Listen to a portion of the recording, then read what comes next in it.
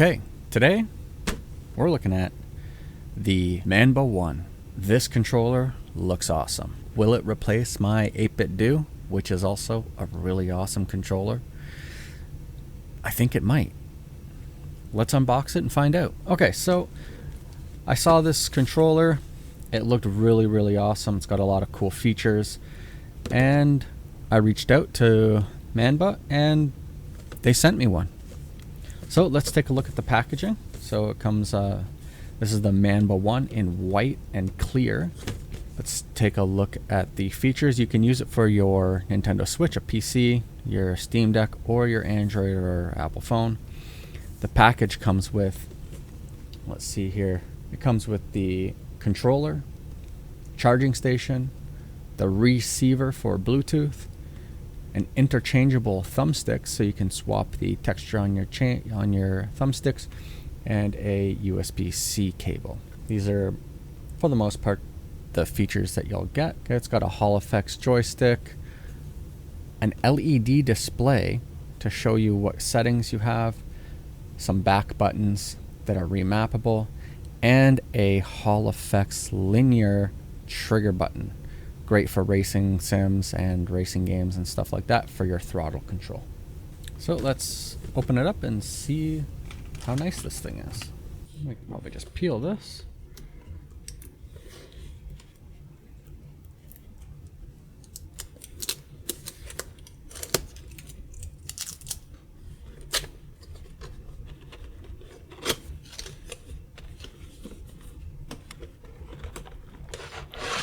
So box is decent, pretty sturdy. It's not flimsy, not super thick, but still decently designed for a controller. There's foam in there. Okay, so let's pull up the controller.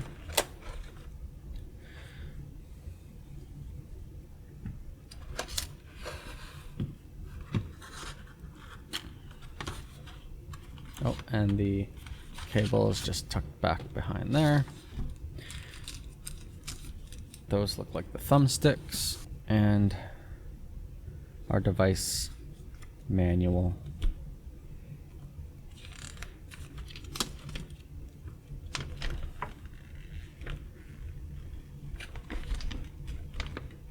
So we'll go over that once we have everything unpackaged here.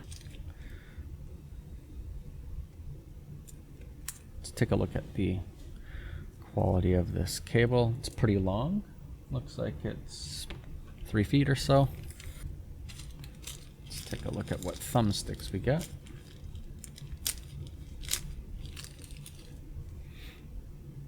Okay. They look like they're the same. They aren't the same. The difference is these are the same texture as the ones that are on here, but they're taller. So you can see here that they are about double the height. So if you have longer fingers, maybe that will work better for you, or you want a little more precision, that might work better for you. Let's take a look at the docking station here. So your USB-C connections on the back, Bluetooth receiver is here. We'll leave that in there. I don't know if this is going to be a charging station and a receiver for the remote. We will find out soon. And the remote. Buttons seem pretty solid. The sticks are very smooth. I really like these back triggers. They're not really huge wide ones, but they move. The springiness in these is really nice. These top ones, they're a little bit clicky and don't seem as solid, but still very good. They have a nice texture grip on them that's really actually quite grippy. They did the grip right on all of these. It's not rubbery, and it's not too deep that your fingers will get calloused or anything like that. And then we have Back here, your charging. That's going to match up with the charging here. On, off. And I guess these adjust how sensitive your triggers are. Oh no, they lock the depth of them. So let's see here, I'll show you. So you can see here that there's a little switch that moves up and down. And that just controls the depth of this. So when it's down, we can only push the button down to here. And when it's up, it gets you a deeper push. So it's quite a bit different. So if you want smaller control over this, then a wider control. Cool option. We have your on-off button here. We're not going to do that yet. 4 buttons down here. So I don't know if you can hear that. Let's see. That's the kind of clickiness. This is going to be the shoulder button. And the back buttons here sound like this. And then we have some buttons here. I believe these buttons here control the screen. So you can change your modes and stuff like that on the screen. This is the sound of the joystick button. And the D-pad. And it just sits on there like that. Pretty sturdy. It's got a little bit of wiggle in it. Not that it really matters at all. What really matters is when you put it down, does it sit nicely in the charging station and charge? And it seems like it does. It seems like if you just dropped it there, it would fall directly into place and start charging. So let's plug in the charger and see what it does. Okay, so I'll plug this guy in.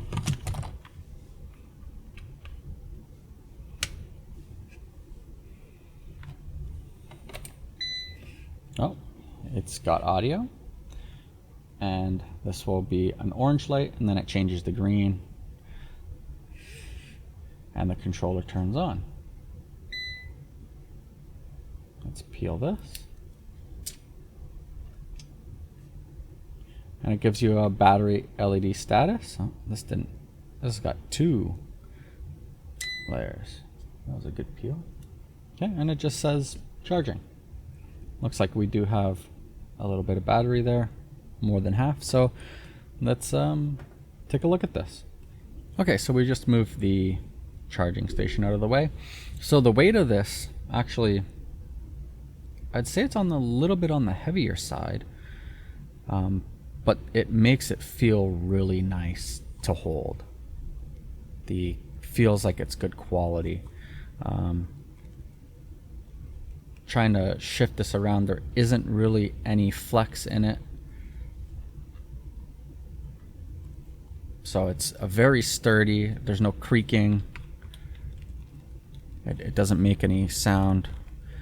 Some controllers I've had, if you hold them too tightly, they creak and move, and the seams kind of split or shift a little bit. There's none of that. This is a very sturdy, well put together controller.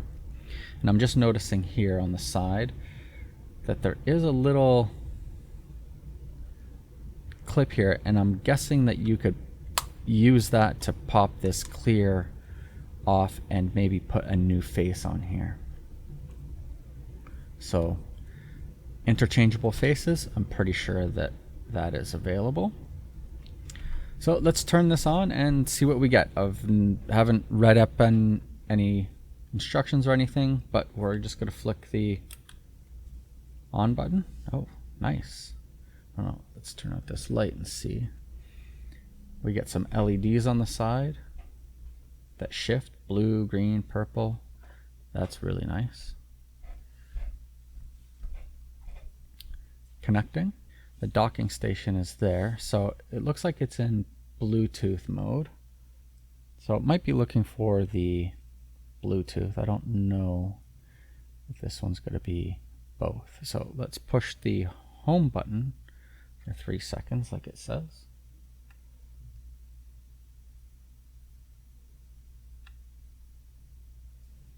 Okay, and then we get pairing mode. It's not a touch screen, so we'll have to use the Joy-Con here.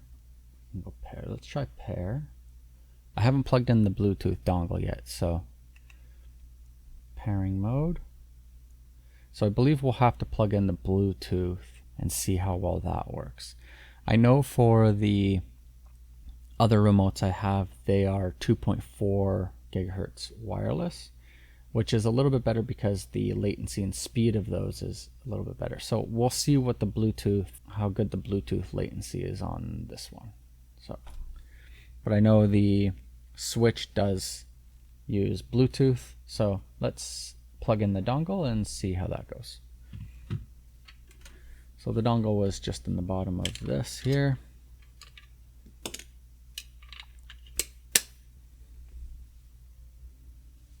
Okay, as soon as I plugged it in, it looks like it connected.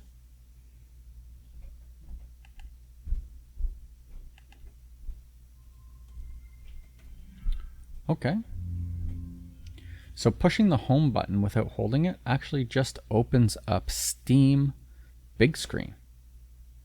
Already by default, I didn't do anything with it, but that's what it did. I don't know if you heard that in the background, but it opened up Steam. And it looks like it's just working.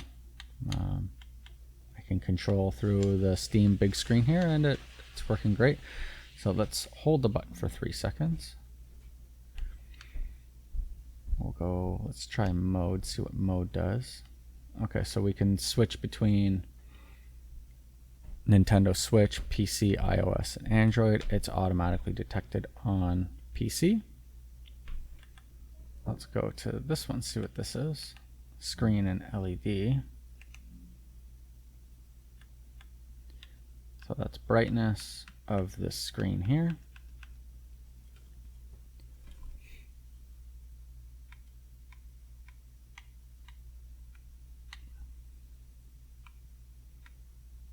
Okay, so we can change the LED colors here on the side.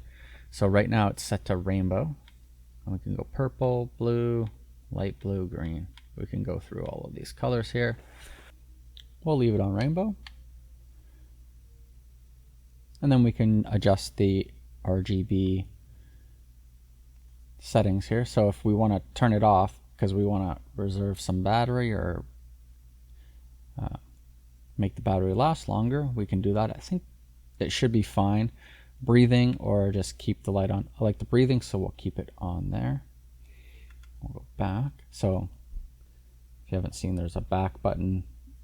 I'm not sure what that is. Select maybe home and then start. So we can see here that at the top it says plus is yes and minus is back. So this one has a minus button here, and this one has a plus button just in front of start. I don't know if you can see that. So responsiveness seems actually really good for Bluetooth. I'm not detecting any latency in, at least just in the UI of Steam. We'll see what kind of latency it gets to the screen. I can't really detect any. So we'll start up a game here and I'll see if we'll see what it's like.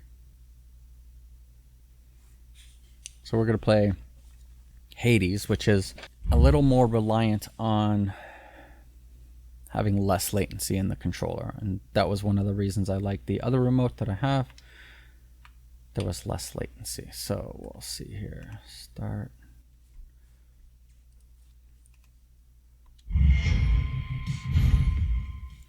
So right off the bat, the first thing that I notice just about the ergonomics is that these buttons are a little bit high for the way that I like to hold the remote. I find that these back ones are actually in really, really good position. To move upwards on these ones, slightly high. Not by a lot, and it's probably not a big deal.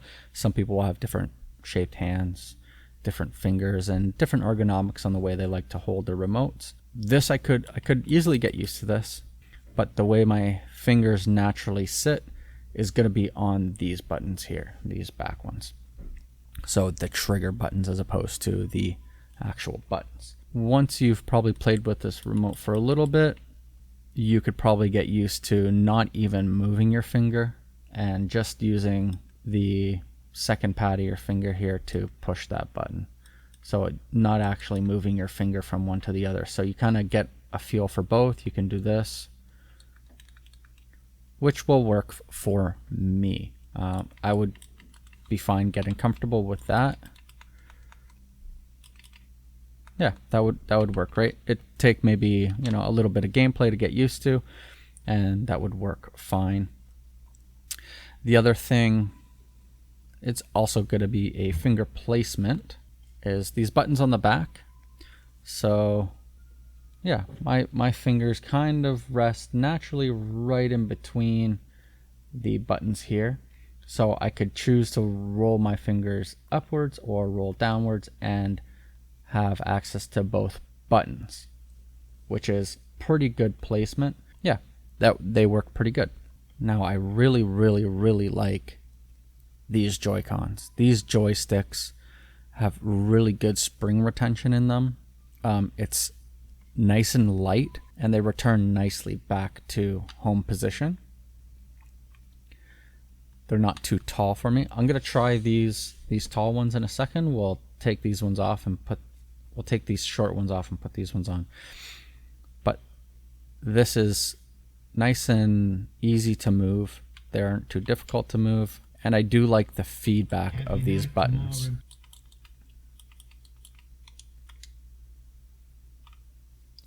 Okay, and then we can swap these to upwards and shorten the travel or lengthen the travel on these so that they're more like throttle triggers with lots of movement, or we can move them down and then they become more like a button.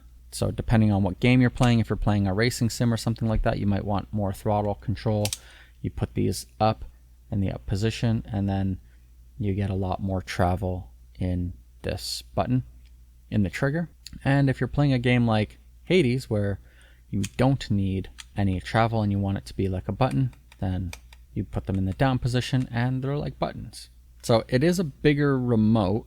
It's a little bit thicker. So if you have a little bit bigger hands, this is going to be the way to go. This is really good for that. My hands are, you know, regular medium-sized hands. They're not small, they're not big. And this is probably the maximum size of remote that I would go. Any bigger than this and you're going to start getting into, you know, moving your hand around too much to hit buttons and holding it and stuff like that.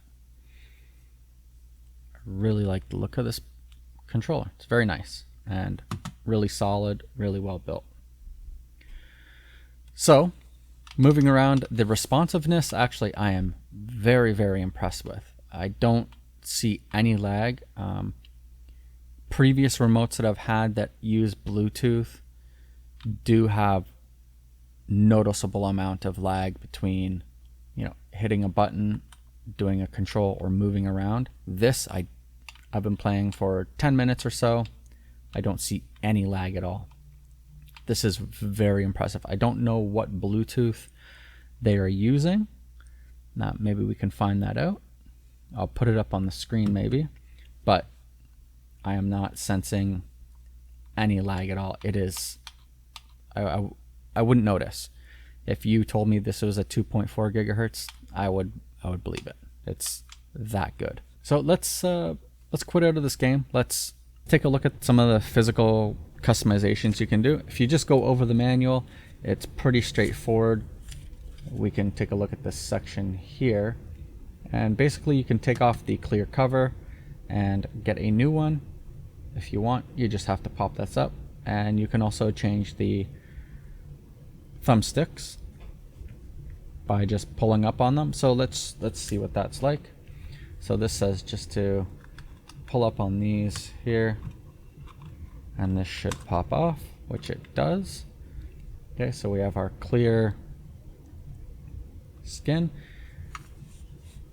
Yeah, probably wouldn't be too comfortable without the clear skin on it. So there's that. And then if we want to change these, you just pull them upwards and we can put new ones on. So let's try these tall ones. They pop in pretty good. Yeah, this is very easy.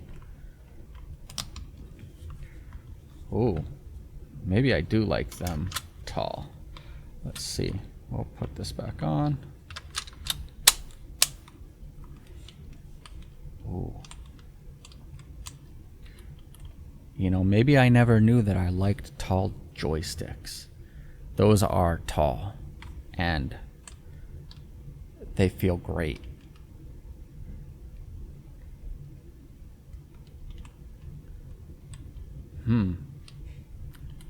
Now I'm gonna try leaving them on a little bit because it feels really nice, to be honest. I might like that more. Okay, we'll give that a shot and I'll see how that goes. Now if we want to change, so there you can see here that this says PCX right here. So if you're familiar with controllers, there are a few different methods of connecting a controller to your PC. So there's going to be PCX, which is your Xbox input. There's PCD, which is direct input. And then there's PCS, which is switch input. So this controller, you have all three options and you can switch between them on the fly, which is excellent. Depending on the game that you're playing, might be better suited for direct input like PC flight simulators or racing games that are for the PC might be better suited for a direct input. Microsoft games that would be Xbox style, you would want to use PCX, which is what it's currently on right now. And then, you know, if you like the switch style, put it to PCS. So we can switch between them very easily just by pushing the back button here and the start button here at the same time for about 5 seconds. So we'll see that. We'll push those two. And it gives you a little bit of a rumble and switch to PCD. And actually, I just noticed that right through here, you can see the rumble going. So we'll switch to the next mode, and if you watch here, you can see the rumble going, which is quite a cool feature.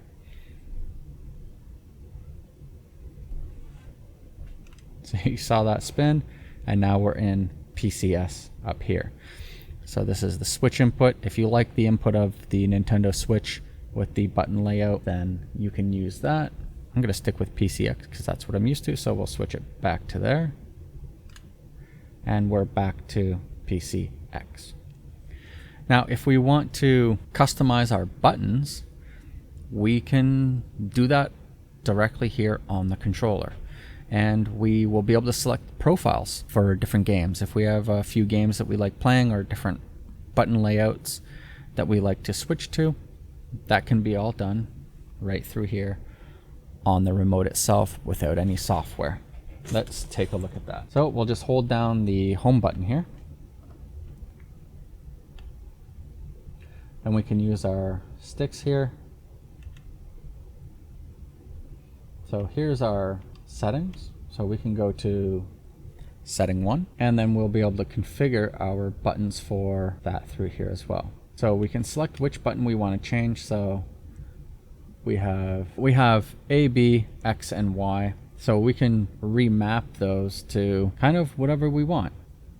So if we want A, we'll select A, and we can choose A to be, say no, push the button that we want it to be. So if we want to remap A to be the joystick button, we push the joystick.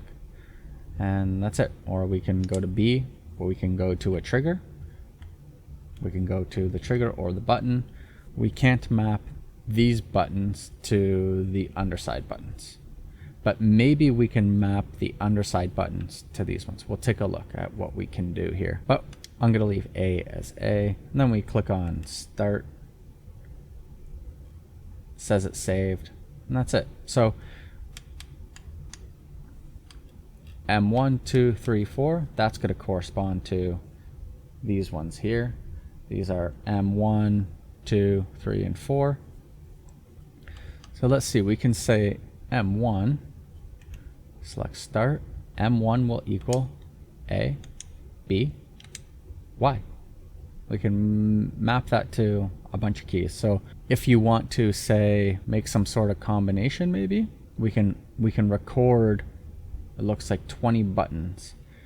So if we have a fighting game or some sort of game that you can use a combination or a certain sequence of keys that you want to use, you can record them to that these back buttons, and when you click it, it'll execute that button sequence, which is pretty cool. Put without saving, yes. So we have 4 buttons that we can do that with. M2, so we can see here that it says total duration, so it will record, I believe, the duration. So A, 1 second, 2 second, 3 second, and then B, 6 seconds, 7. So it'll record the timing of the button sequence that you want to execute in with those buttons, and now when we push that button, it will do that sequence. So let's clear that. Okay, so up at the top here it says press X to clear, so we'll do X and it clears it. Perfect. So that's all your buttons you can manually set up here. We can do joystick. Let's see what customizations in joystick we can have. So left joystick, default immediately, high performance. Let's always like to have high performance. So I don't know what high performance will entail. It maybe it uses a little more battery, or the homing on it, the center is a little bit tighter. I'm not sure, but we'll leave it on high performance. And then vibration, so maximum, minimum. So minimum is none, it doesn't vibrate at all. This is pretty light. You can see the rumble pack spinning down in the bottom here. And it's just adjusting the speed, it looks like, on those. So I kind of like this one the best. That's just the vibration intensity. We'll save that. Mode, we can switch between those. We saw that already. And I think that's it. This is an excellent controller. I think I'm going to use this for a little while. Over my previous remote, I really like these tall sticks, and I'm very, very impressed with the Bluetooth response. There's no latency that I can tell. And we should get some pretty good battery life out of this as well. Bluetooth 5.0 is pretty low power compared to 2.4 gigahertz. You'll probably get maybe more than 8 hours of time on this. And it's nice that the stand is really easy to just drop it on there, and we get a light to tell you how charged it is. So we will play with this, and maybe in a few days we will see how many hours and how I feel with it, and we'll go from there. Thanks for watching, and thanks to Manba for sending out this remote. I'll see you in the next one. Bye!